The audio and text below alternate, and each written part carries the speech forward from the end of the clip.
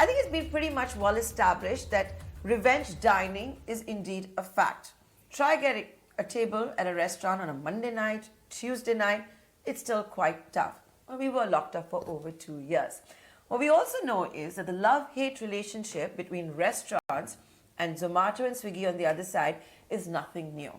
And it seems like a new battle is being fought. And this time, it's with nearly 900 restaurants on one side that have logged out of Swiggy Dine Out.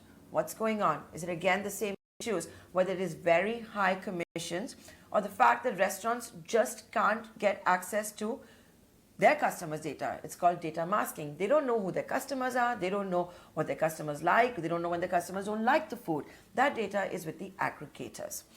So what's the new fight about? Will we ever have a solution? That and more is what I'm going to be discussing with my panel just 2 days after Diwali, when we all know the food business is also doing pretty well. Joining us now is Anurag from Indigo Hospitality. We're also being joined by Gabbar Singh, aka Abhishek Asthana of Jinjam Vanki. Thanks, gentlemen, for being here with us. Anurag, I'm going to come to you first because your company, your group, your restaurants are part of the 900 plus that have logged out of Swiggy Dine Out. What's the grouse? What's the problem?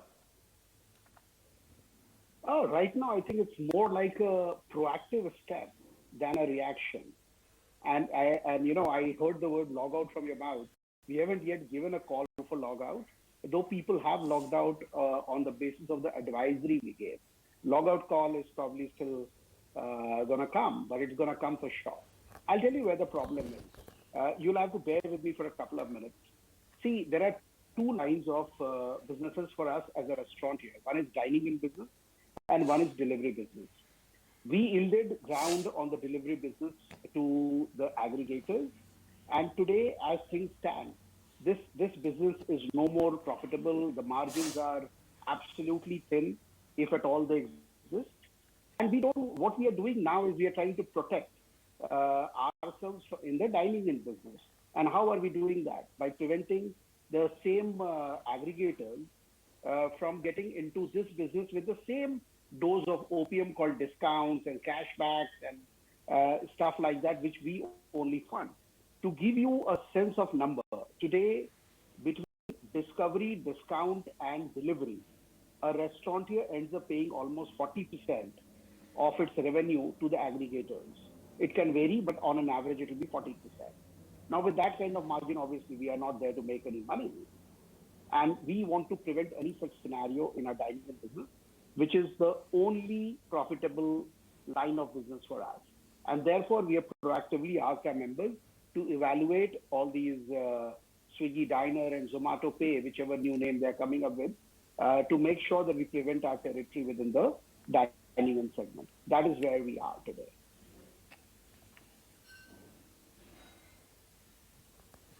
Okay, I take those points, and before I come back to you to go one by one, where you made it clear the advisory is coming for a logout, it's coming for sure. Gabbar Singh, aka Abhishek, you understand advertising, branding, marketing, and the fact is that restaurants also need Zomato Swiggy, just the way Zomato Swiggy need restaurants. Why does this keep going on? Does it amaze you at some level that why they can't figure out a solution? Why every couple of 12 to 14 months this problem comes up again? I guess the nature of the business itself. It's a kind of a low margin business. Of course, exposed to various macroeconomic factors as well. One of them being the pandemic recently. So what happens is that if these two people, fight for the same pie, it's difficult. And for me, I also look at a lot of apps as well who go the discounting strategy. It's very difficult to retain customers basis such discounts.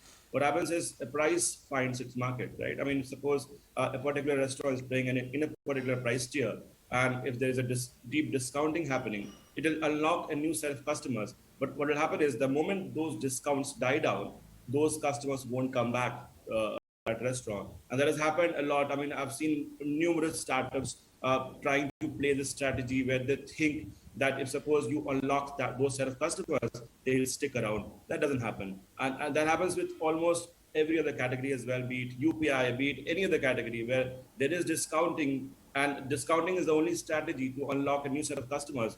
These customers eventually move back, and you don't see them at the end of the 30th day of the month, basically, which we call the D30 retention. So it's difficult actually, and that's where the restaurants are feeling the heat. I mean, they have been promised that okay, basically these discounts, which anyway they are paying, you'll unlock a new clientele basically, and after some time that doesn't materialize. These guys don't see them coming back. So it's usually advertised as a marketing acquisition cost. It becomes money down the drain.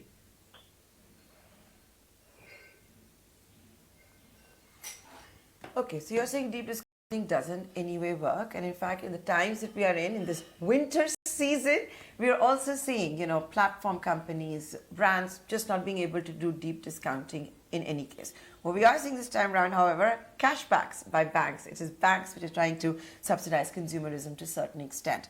But Anurag, if I can come back to you, you made a very pertinent point where you said there is no logout yet, but it is coming. Does that mean that you're confident that by the end of today or by end of tomorrow, there is going to be no solution? We had a couple of rounds of discussions with both the major aggregators, and right now it doesn't look like the twain shall meet. Because, we work on very different parameters of business. We work on profitability while aggregators are very happy with the number of hits they are getting. They don't care about the cash burns, whereas we have to pay our bills. I'll again go back and, just to give you an example, Nayantara, how this is working. One of a very large restaurant chain, one of the largest restaurant chains in India, actually shunned out all these dine out programs, Swiggy, Dine, everything. And they realized while their top line has dropped a little bit, the bottom line has actually grown. Because this discount seeker is loyal to none. This is like an opium. Once you are used to it, you don't care where am I getting my supply from. The loyalty is gone. I think one of the worst narratives ever peddled in the Indian F&B industry was when people said discount is the only way to retain the customers. I understand discount can be used as a bait to attract the customer, but to retain them is the quality, and that has completely gone out. So as things stand today, yes, I'm fairly sure the way things are heading, that today the number which is looking at 900 may become 9,000 in a few days, and it may just move on from there. And this is, I repeat, we have not yet given a formal call for logout, which may happen very soon if things don't move quickly enough. Okay, so no logout advisories come. It could come very soon. There have been few rounds with the aggregators that have not worked out. Anurag, what has not worked out? Is it the commissions? Is it the deep discounting? Is it the data masking? Is it all of those issues? What has been the deal breaker this time? That's the sense I'm trying to get from you. The deal breaker is very simple. As I said earlier, today we have yielded the entire delivery ecosystem to these aggregators, where they control the entire pipeline from discovery to delivery. Today, our own customers are not our own. And as a result, what has happened? Nobody has benefited. They are making losses. We are making losses. Year-round discount means the government tax collections are lower. So I think they are playing by the same rule book in the dining in segment, and we want to proactively stop that. That's where our problem is. As long as you are a simple discovery platform, we have absolutely no issues. The moment you are a deal discount discovery platform, we have an issue, because we are not going to be giving away the profits of restaurants, in-room dining to the aggregators the way we did with the delivery business. That is where the problem is, because again, they will start with cashbacks, discounts. The customers who would usually come to my restaurant and pay the full bill will now start settling through them. And very soon, before we realize, these customers will become from mine to theirs. And that is the grave risk we are running. The risk of losing our customers, the risk of losing our profitability for no reason. I mean, in a very simple term, I don't know what is the problem that they are trying to solve. There is none that exists.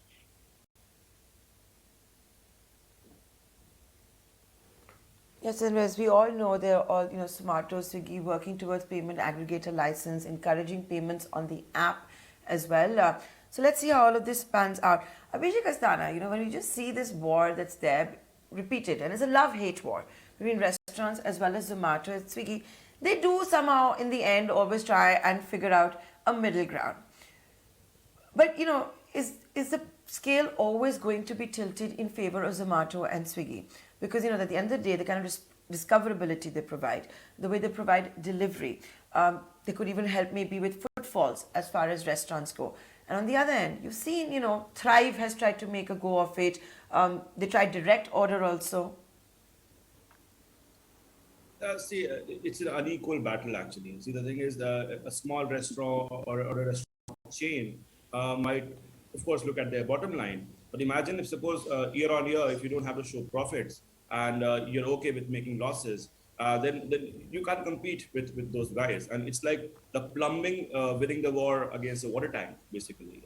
They provide the plumbing, and basically these guys are the overseers of whatever goes out. So I think the battle is unequal, A, and B, these guys have enough capital right now. I mean, some of them have gone for an IPO, but still a lot of them have been bankrolled by VCs.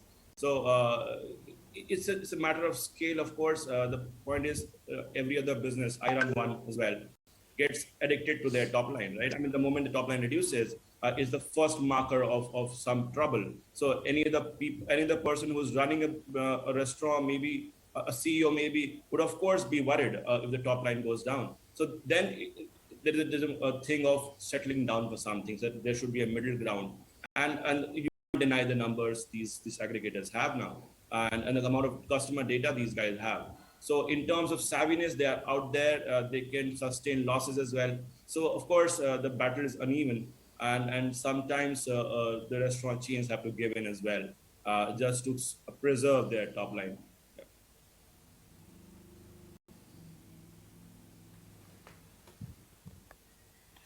Absolutely, and just the way Anurag was also saying, they've seen how restaurants that have logged out, their bottom line has started improving. But Abhishek, what's also very interesting is that in all of this, can you tell us, because you're the expert over here, where does it leave brand Zomato and brand Swiggy? Because at the end of it, consumers still go back to the platforms, right? Yeah, see, Zomato and Swiggy are tech products. Their distribution is infinite. That's how they are different from a offline place, right? I mean, to access a particular restaurant, you have to make that effort, dressing up, maybe finding a partner or someone to go with, and actually taking that commute. And you know how bad the public transport is, and making all that effort to go to a place to actually have the food. And you could have saved that commute time by just ordering from your phone. Everybody has a phone these days. Everybody has 4G. So there is of course a difference in terms of accessibility. I can just access the same food sitting at home while I'm making all that effort to go to that restaurant. So I think that is the difference majorly. In the sense, these guys have all those numbers, and because they are a tech product, they know how to build muscle memories as well. Imagine if suppose I have hunger, the immediate response would be to look for that app icon on my phone to click and order food. So basically, from hunger to its satisfaction, the time is just 35 to 40 minutes. But when there is a dining opportunity, it will be well planned in advance. It's not just about hunger, it's also about going out and having a good time with friends. So the needs are different. Hunger is more frequent, and the need to go out and socialize is less frequent, I would say. That's the difference, basically, I see. Now, Anurag, what I want to ask you is that you said also that these are proactive steps to log out, and the logout is coming. We have Abhishek Kasana saying it may not be an equal fight, and I think we've all seen that, right? In the last couple of years, at least 4 or 5 years, we've been seeing this. So if it's not a level playing field, if it is an unequal fight, and you've had to vacate the space for delivery after putting up a fight, are you willing to vacate any space for dining in? You may have to. The question is still what threshold? So I think I have a little different view on this narrative. I think the only time we did a logout was against Zomato Gold program, and we all know what happened to Zomato Gold. It died a natural death after that. So it is not that there was it's of course a fight of unequals because there is a dollar dumping in one company where profitability is not an issue. And here we are restaurants who have to make money every day. At the same time, now when you look at the delivery, we have made the mistake. I will repeat, because I do agree that they bring in convenience, they bring in comfort to a customer, they bring choice to a customer. But end of the day, today when I'm talking about eating out, it is a lot to do with celebrating. It's a lot to do with celebrations. When people go out, it's not merely top their tummy when they order in. And ordering in is still about 9-10% of the overall restaurant business. What we are trying to protect now is the 90%. Now to answer your question, I think in today's world of Google, I don't need a discovery platform necessarily to make my restaurant function and to be successful. There are enough social media tools. They are aggregators, yes, benefits, but at what cost? And I think it is more than restaurants needing Zomato and Swiggy. It is Zomato and Swiggy's who can't survive without the restaurants if restaurants decide not to be there. They have no other product. We actually sell a product. They have nothing. They have an idea which is fueled solely by the restaurants, which they call partners. And that is why I don't think it is something which is not going to yield results. I think it will yield results. There are people who may still fall for it. There are lots of people in smaller towns, smaller players who may fall for it, but they know that by signing up for programs which are so lopsided, all they're doing is they're prolonging their death. Everybody has to believe in their own strength, their own social media strategy to create awareness about their own brand. It's not only about discovery. I was reading somewhere that most people who go on the aggregator platform actually type out either the name of the restaurant or the name of the dish they want to have, unless they're traveling to another city. So I don't see it is such a big problem. They are not creating something new. If they are saying they're creating discovery, sorry, we existed even before they were born. And if they say that they are getting us more customers, we have seen that more customers means more loss, as we have seen in the delivery business. They have actually brought down the overall size of the delivery business. If you look at it from the bottom line perspective, they're not helped it grow at all. Only thing that has grown is their own enterprise value.